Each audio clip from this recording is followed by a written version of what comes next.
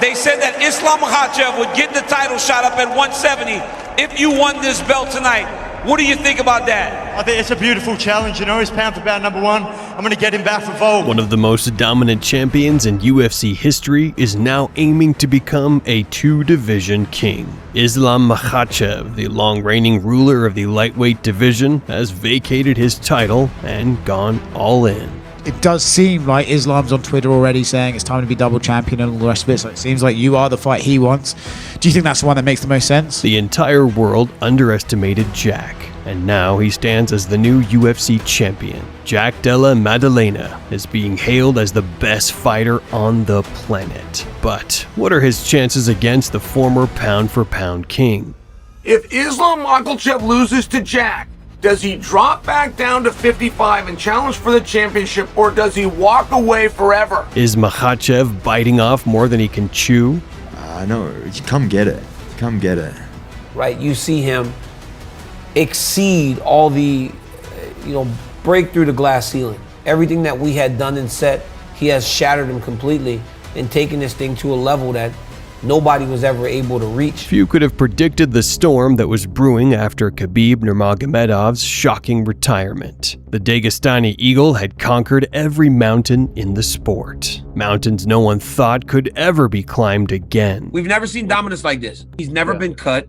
He's never been dropped. We have never been in a Khabib Nurmagomedov fight and thought, oh my God, he might lose. At first, fighters from Khabib's camp failed to spark much excitement among fans, and the one man seen as Khabib's successor lost early in his career. For this fight, I think nobody can stop me. It's very dangerous because small gloves, every punch is gonna be dangerous. That's why I'm changing a lot after this fight. But this is lucky punch 100%. After this fight, he never wins. Casting doubt on his potential. But once the Dagestani king stepped away from the throne, the lightweight division became a shark tank. A savage battlefield where monsters like Dustin Poirier, Justin Gaethje, Tony Ferguson, and Charles Oliveira were all out to prove who the real king of the jungle was. Gaethje back to work on the leg kick, landed a right hand. Oh! Big knockdown with a right for Oliveira. Now trying to transition to the back.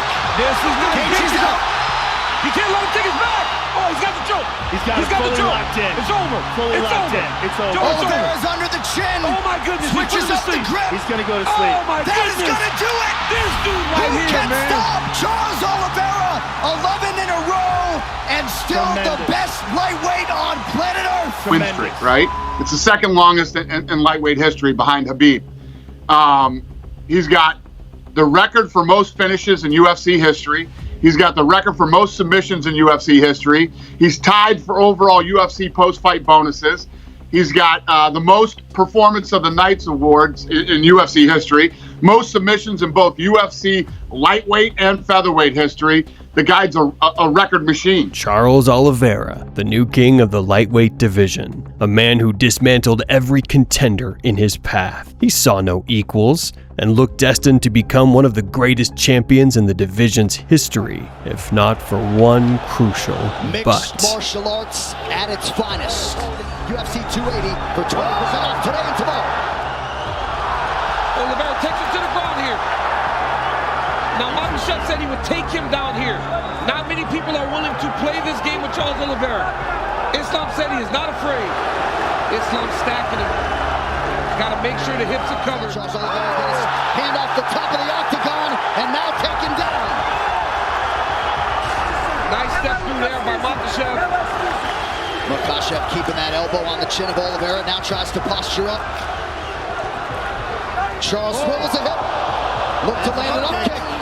Investment doesn't even begin to describe it when it comes to Makhachev's career and his involvement. Oh, another nice stick there by Makhachev early round two. Don't allow Makhachev to get close.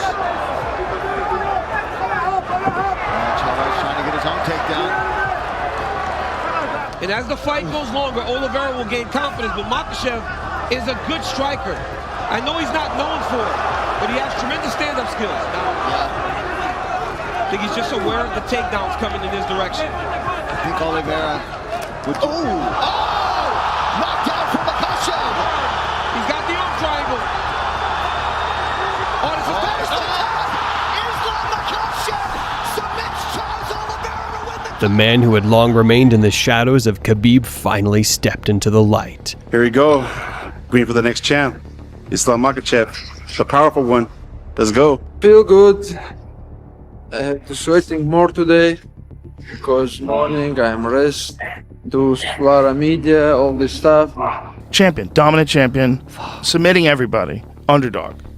That's how good Islam is. The heir to the Dagestani Eagle was ready to carve his own legacy and follow in the footsteps of his legendary mentor. Few knew his name, but fighters and experts alike understood just how dangerous this quiet assassin truly was. Islam Makhachev made history, finishing a prime Charles Oliveira, who was riding a 13-fight win streak in just 2 rounds. But simply being champion wasn't enough. Makhachev wanted more. He set his sights on greatness and threw down a sensational challenge to the reigning pound-for-pound king. Islam Makhachev is one of the great heels in this sport. Islam, and he, speaking about dealing with Charles specifically, said there's too many black belts in this sport. I cannot believe how many people have a black belt. A lot of people need to give their black belt back. The media, they went right on this. Hey, what do you mean by that? Islam said, I don't have a black belt. I grapple all the time, but I can destroy all these guys that do. Not just I can destroy them at fighting, I can tap them out. They will never tap me out. They can start in any position they want. I will get out of the position and I will then beat them on the ground. And see, I wish he would have stayed on that to where he would tell his opponents, I will bring the gold belt and I'll put it up. That means if you beat me, you take the belt, but I want you to bring your black belt.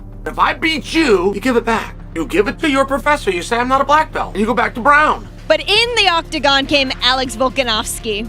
And you talk about fighting him in February for that belt that you just earned. What do you think about a matchup with Volk? This guy is so small. I'm gonna stop this guy. Like what I did couple minutes ago, I can do the same things. Take him down and finish him there. Because I know this guy is so small, he's not my level. But the Australian wasn't as small or as simple as he seemed. Alexander Volkanovski brought the fight of a lifetime, pushing Islam to the limit in a razor-close battle that left fans divided.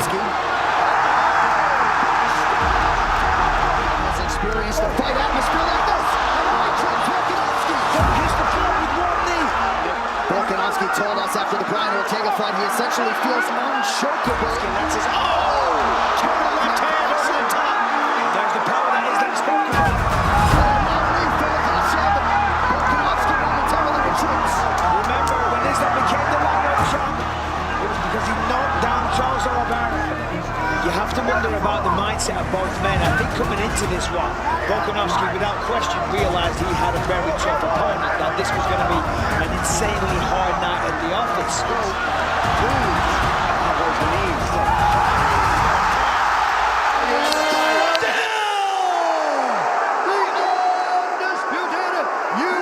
No one expected that kind of performance from Volkanovski. He brought out the very best version of himself and nearly ended Makhachev's win streak. The MMA world demanded a rematch, and so the clash between the Aussie and the Dagestani turned into a thrilling, high-stakes duology, one that ended with a far more dominant performance from Makhachev in their second meeting. Do you realize that in a Saturday night you will be fight with another Islam Makhachev? He will be stronger, he will be tougher than he was in Australia. Why? Because, why? Because he is in a better shape than in February. Why, you're telling me that him rehydrating for 30-something hours isn't enough? He's going to be stronger with 40 hours? Is that really what we're relying on over here? You don't back your skills? I don't get it. I don't get it. I back my skills. That's the difference. I really don't get it. I show everything.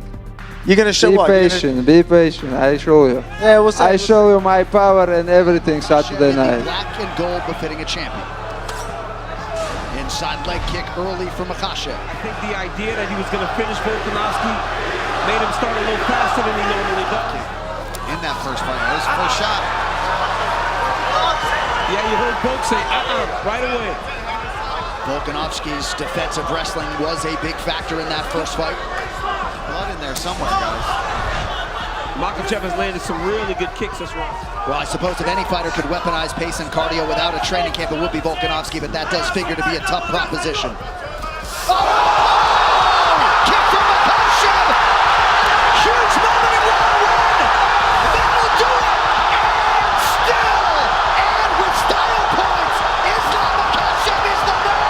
pound-for-pound king was dead. Long live the king. Islam Makhachev destroyed the Australian, taking his #1 spot in the rankings, and sending him into a long, uncertain silence. As Makhachev basked in glory and collected praise from the world, Australia was left without its once unstoppable champion. On episode 3 of the past season of The Contender, we saw an outstanding performance from Australia's Jack Della Maddalena. He went out there and battered Ange Lusa from pillar to post, all 3 rounds, a clean sweep on the scorecards. And when you saw this guy fight, you knew that he was going to get a contract, and get a contract he did, and he will be having his first fight in the UFC, taking on the undefeated Pete Rodriguez. But at that very moment in Australia, someone else was quietly rising, a man destined to become a champion. Jack Della Maddalena burst into the UFC with fire, boldly declaring his intention to claim the belt. He wasn't fazed by names like Kamaru Usman, Leon Edwards, or Belal Muhammad. Jack was ruthless, carving his path to the title with blood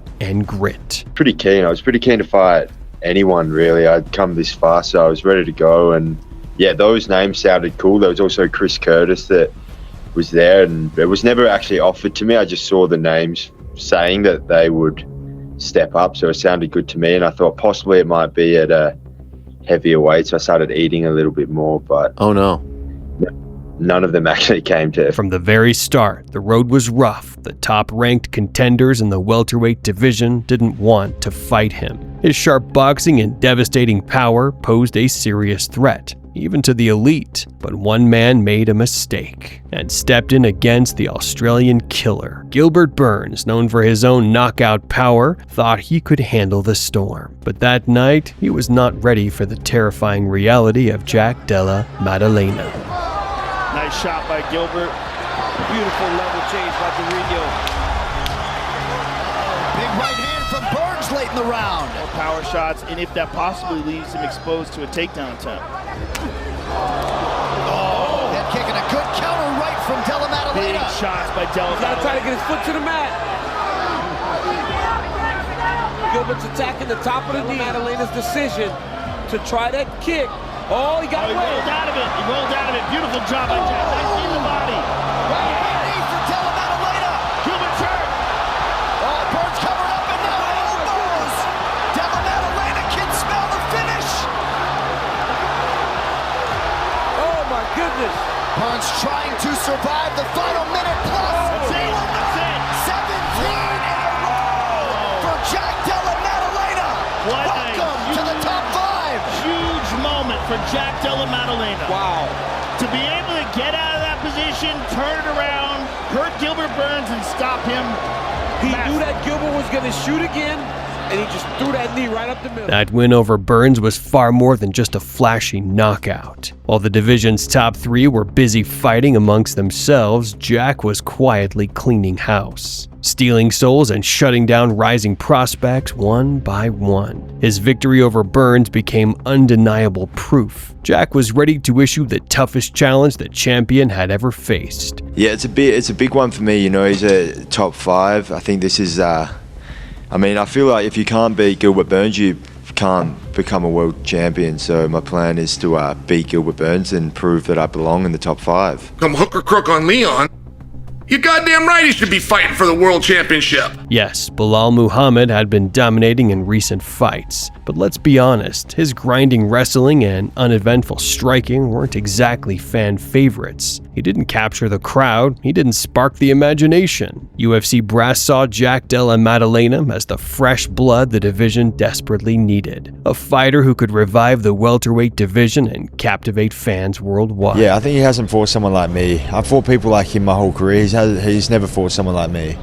So my eyes are locked on him. He's my bullseye right now, and that's all I'm worried about. But this fight carried far more weight than just the gold. Jack knew that sooner or later he would have to face a threat far greater than Belal Muhammad. So did Islam Makhachev, to be fair. He wasn't bothered who it was. He said, listen, I'm the champion. I'm here to fight the best. He went out there. He beat Moicano, who was on an absolute roll, destroyed Benoit Saint-Denis, and I thought he'd give him a good run. Well, it turns out Islam Makhachev is just that guy. They were well-rounded enough, because if you try to pressure him standing, he takes you down. If you try to, apply some jiu-jitsu, his wrestling's so good he doesn't allow you. So from what I've seen, they haven't been able to put pressure on him because they don't have enough skills, the well-roundedness required to do that, and I think I'm the guy to do that. Islam Makhachev was determined to become a double champion, but the road ahead was far from easy. First, he defended his lightweight belt against a true legend of the sport,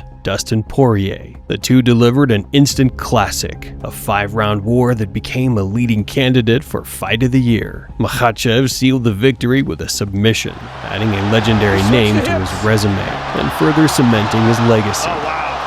That was nasty. Oh, guillotine. Looking for a Darce. Yeah, looking for a Darce.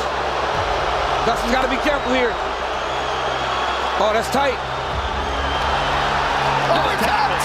Islam Makhachev with a submission in round 5. The throne remains in Makhachev. Next in line was Arman Tsarukyan, a highly anticipated matchup that fans had been waiting for. But just days before the fight, Arman pulled out. Makhachev was offered a dangerous late replacement, a surging contender on a 3-fight win streak. And like a true champion, Islam didn't hesitate for a second. I will say yes, because I training last 3 months for the fight, not just for one opponent, for the fight, no matter who is gonna be. That's why, for me, it's okay. What did Islam do in this fight and maybe his previous fight that you looked at and said that puts him number one? Yeah, I mean, Islam was willing to fight anybody. He stayed active, and he went out tonight and performed the way a guy should on a short notice fight when you are the best in the world and you're the champion. I cannot fight with number 10 and give like some close fight or take some damage, That's why I'm a best fighter in the world, and I'm finishing first round. But the biggest shock came after the fight. Makhachev made a bold, almost arrogant declaration, one that shook the MMA world. Yeah, I can be 3 divisions also. Just give me the chance, that's it. I will fight with the Duplessis. If they give me the chance, I will fight with him also. I swear, if Dana White send me contract, I will fight with him also. Due to religious reasons, Islam couldn't face Belal Muhammad for the welterweight title. That left him with 2 options: wait for Belal's retirement or leap over an entire weight class. But the Australian wasn't going to make that leap easy. Jack Della and Maddalena pulled off a stunning upset, dismantling the reigning champion with surgical precision. Obviously, I think Islam's, what he's done is probably given him, I think he deserves the shot if he wants to step up, but I guess that's not my call. It's up to the UFC. And now, after twists of fate, spilled blood, and unforgettable victories, we have 2 of the best fighters from neighboring divisions. 2 electrifying champions with contrasting styles and a track record of thrilling fights. This sport is very different without Islam. It really is. Islam represents, and it's a massive umbrella. Solidifying myself as the best guy in this generation and the best welterweight ever. For the first time in his career, Makhachev is moving up in weight. Islam's fucking huge. Yeah. He's big, dude. Yeah. When I interview him in the cage afterwards, I'm always like, how? Really? How are you 155? Will this be a masterstroke or a fatal mistake? Can Jack hold on to his title, or will Islam claim the throne in a second division? Let us know what you think in the comments below. Thanks for watching. See you later.